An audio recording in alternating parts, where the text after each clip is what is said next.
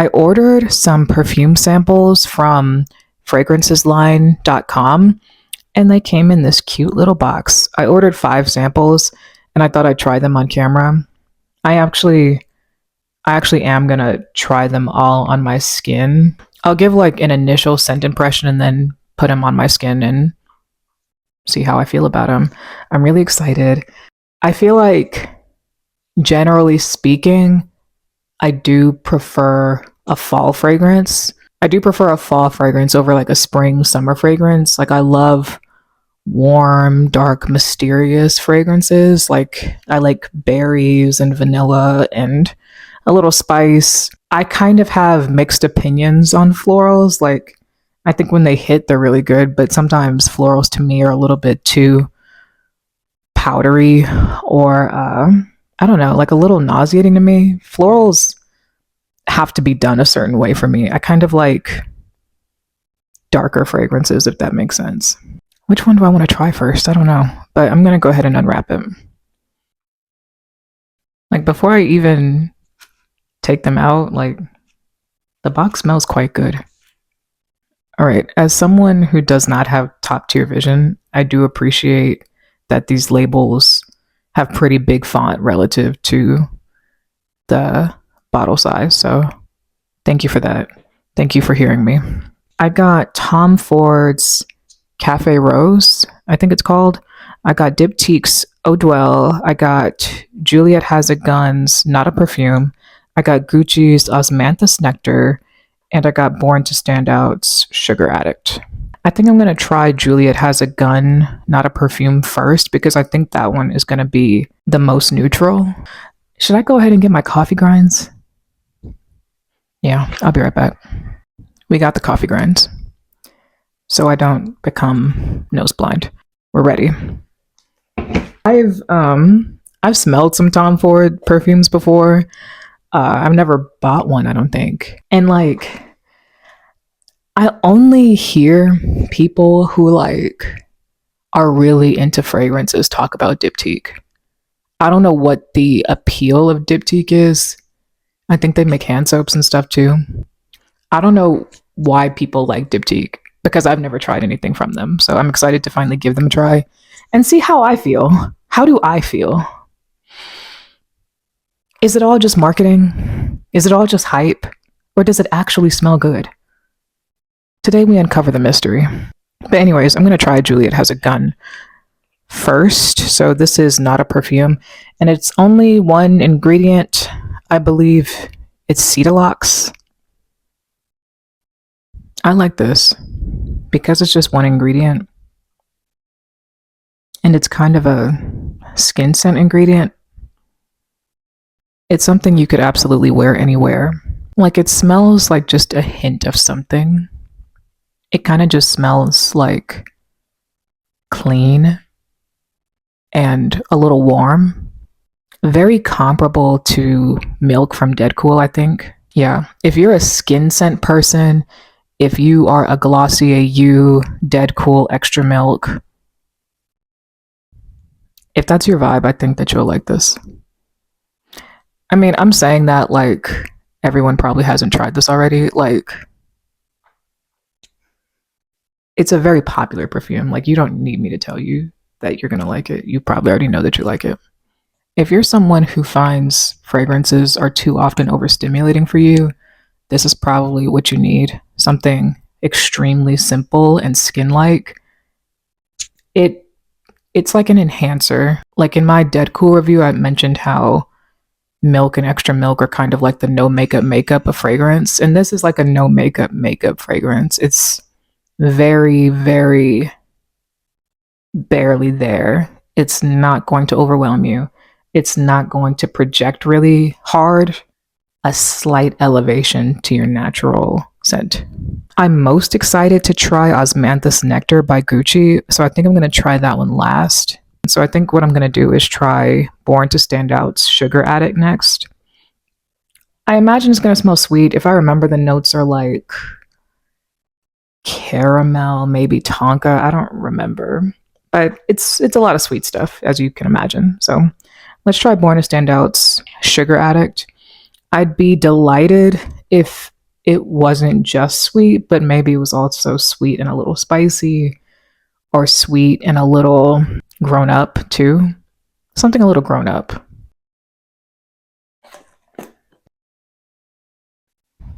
I like it. It is sweet, but it's also a little incensey. Like it reminds me of going to like country antique stores where they like hand make soap, and like maybe it's just like a little wooden building in the middle of a country road, and like you would have to drive by it to know that it's there. No one is going to tell you about this place, but they have antiques and stationery, and like when you walk in, an older woman who just runs this place as a passion project escorts you around and kind of just tells you about all the various wares, and maybe they have like local honey. It smells cozy. Like it's very, very cozy. This is such a fall fragrance. I'm glad I got this at this moment because, like I said, I really like darker, more mysterious fragrances. I like the overall impression of fall fragrances more than other seasons. And so this is going to be a nice addition to my fall fragrances. I think that this would layer really well with a rose fragrance, a berry fragrance, probably even a lavender fragrance. I think with the lavender, it would kind of give London fog energy. It smells like an amber incense. There could be rum in there. I don't remember if that was one of the notes, but it kind of smells like that. Let's try it on.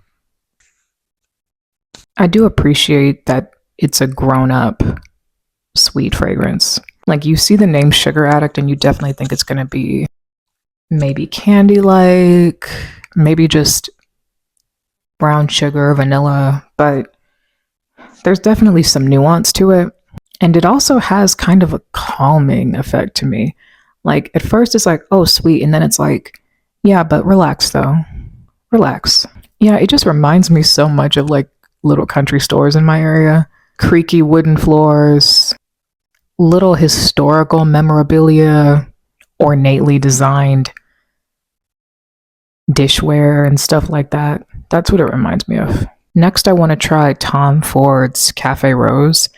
I have a coffee rose scent already that I really love. I wear, dang, who's it from? I wear Montal. I don't know if I'm saying the name of that brand correctly. I don't know if I've ever heard it said out loud, but I wear Montal's Ristretto Cafe Intense, and I really like that one. But I kind of wanted to do, I guess, a little comparison. We'll see if it's as good as the Montal version. I don't think it's as good as the Montal scent.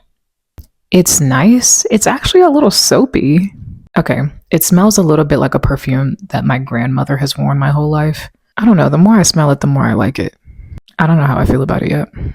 It smells like a mature person's fragrance. But there's kind of a powderiness to it. I would not have assumed that this was a coffee and rose fragrance. It smells very floral and powdery. I don't know what it is when I smell a fragrance and think that it smells like an older woman. I wish I knew what ingredient triggered that scent memory for me, but I don't. If I ever figure it out, I'll tell you.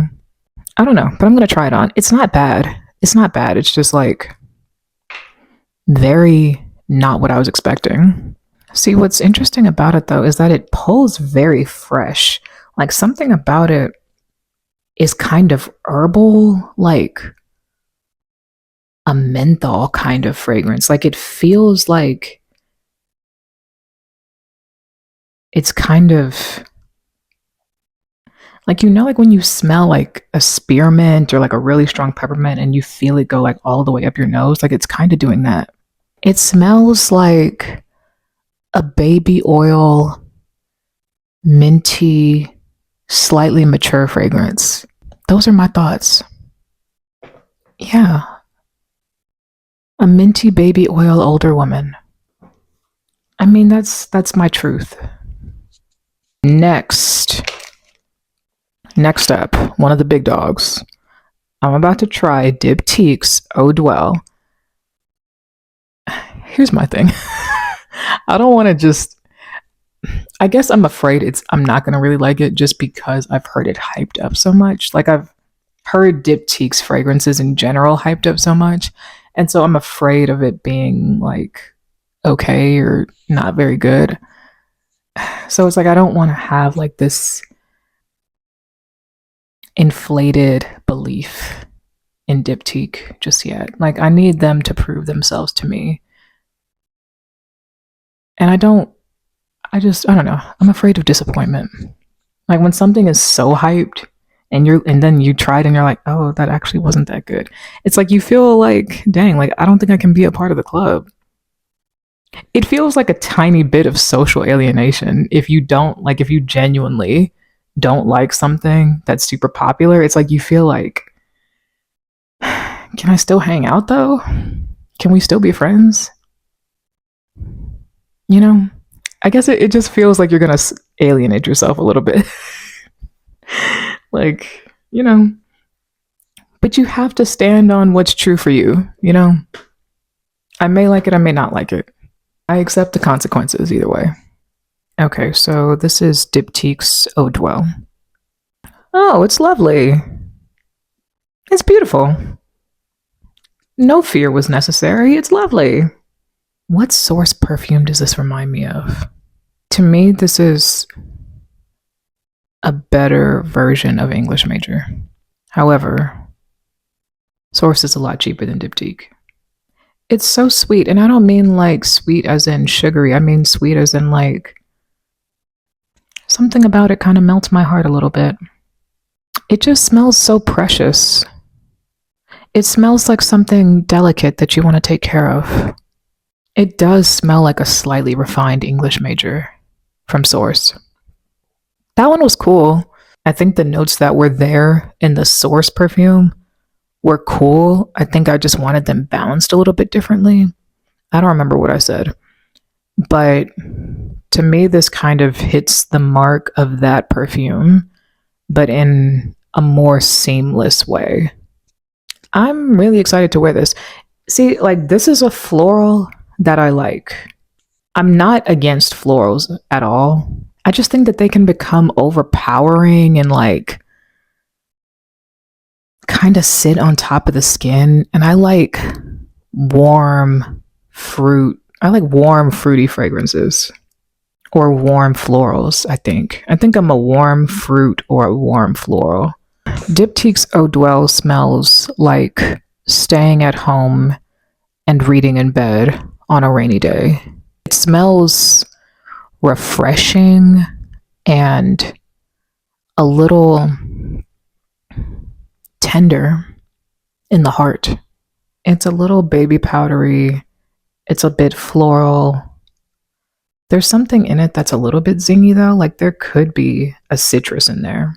It smells like a citrusy, floral, powdery fragrance. Very light though, totally not a strong projection. And with this kind of fragrance profile, I feel like a strong projection would kind of be antithetical to the fragrance because these notes are so soft and relaxing. I feel like a strong projection would kind of defeat the purpose of it. I feel like it's meant to smell cozy and personal and a little bit understated. Makes me want to sit in my local coffee shop and order a matcha and sit in there watching the people do their tasks, study and talk in their business meetings on the phone while I read a book and they work.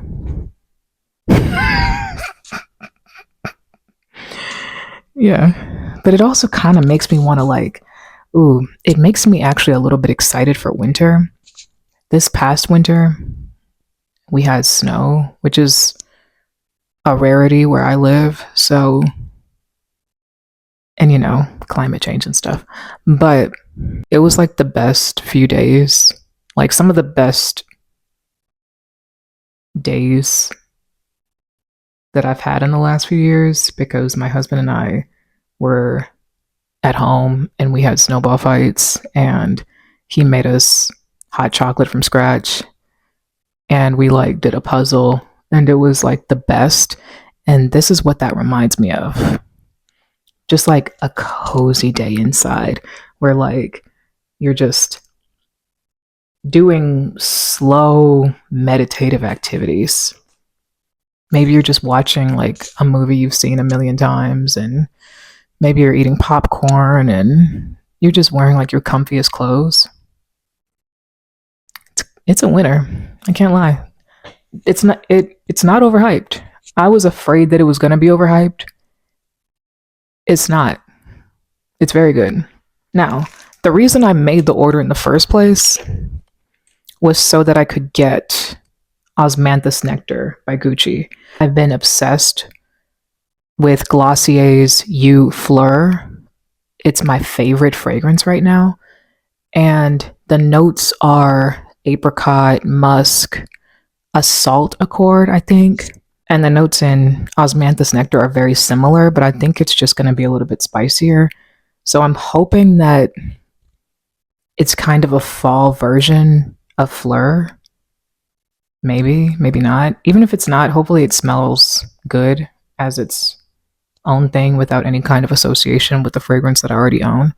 But I'm excited. I'm nervous because this was the reason I got perfume at all. Like, but it's like, like when you're like paying for shipping, it's like you might as well get a few more things, you know? Let's see.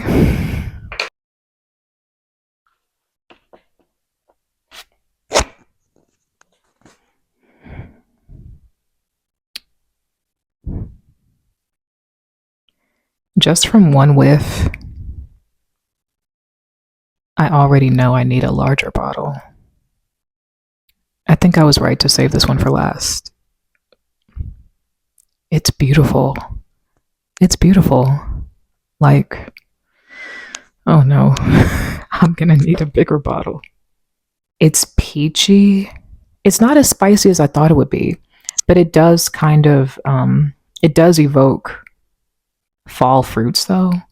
It's fresh and juicy, but not in a bright, acidic spring summer way. This is a warm, juicy, fruity, peachy smell. Let me not get ahead of myself. Let me try it on. Okay, let me calm down. Let me try it on. This is what I mean when I say I like a warm fruit smell. It's calming, it's a little cozy, but it's juicy still. I really like it.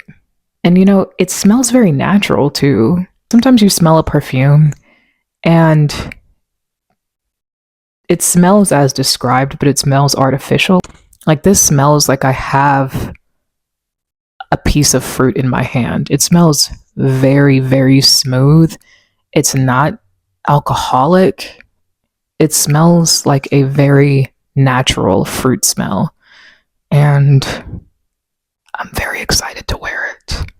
I think that the floral notes in this help give it that little bit of mystery and nuance so that it's not just fruit. It smells like a romanticized but still natural fruit smell. I'm really happy, honestly. Like none of them were unlikable. I think my least favorite was Cafe Rose from Tom Ford. And my favorite, we'll see, between Eau Dwell and Osmanthus Nectar. We'll see. We'll see. But I really liked both of those. I'm definitely going to wear Juliette Has a Gun. And I feel like that perfume is kind of something that it's is kind of in the family of fragrances that I think everyone should have one of at least. Like, I compared it to milk from Dead Cool. Like, everyone should have a very simple, musky skin scent. You can wear it anytime, and it just kind of adds a little bit of something to your natural fragrance. But you can definitely give the impression that you're not wearing anything at all, and people just think that you have excellent genetics that make you smell wonderful naturally. So, yeah, I'm happy with this. This was fun. Um, Also, I think I am gonna end the vlog here. I hope that this was a fun watch for you. I had fun. I had fun filming it, and I hope that you subscribe to my monthly newsletter at housegustav.com, where I do things like this. I talk about monthly favorites and things going on with me, things going on with my business, and I hope that you come back for more. I hope that you have a lovely rest of your day, and I hope to see you in the next video. Bye.